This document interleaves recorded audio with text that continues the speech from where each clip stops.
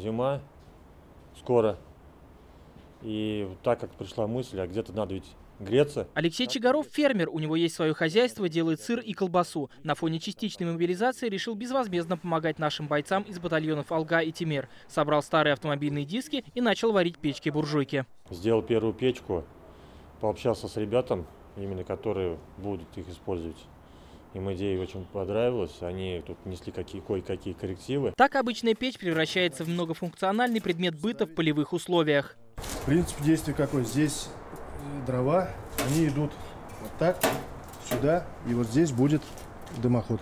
То есть по большому кругу с максимальной отдачей тепла. При помощи этой печки можно не только обогреть помещение или высушить одежду, но и приготовить еду или вскипятить чайник. Для этого на ней есть специальная панель. Свои диски и расходные материалы закончились через пару дней, и Алексей Чигаров начал искать единомышленников среди знакомых и в соцсетях. На клич откликнулись двое казанцев, которые и стали ему помогать.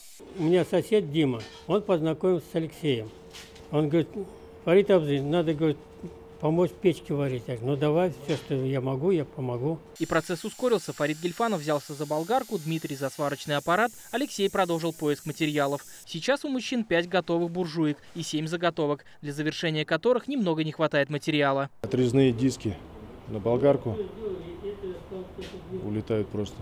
Быстро расходуются. Потом электроды и листовое железо.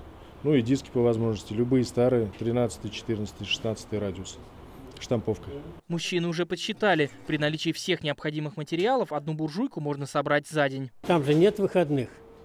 Там разницы ведь нету. И у нас нет выходных.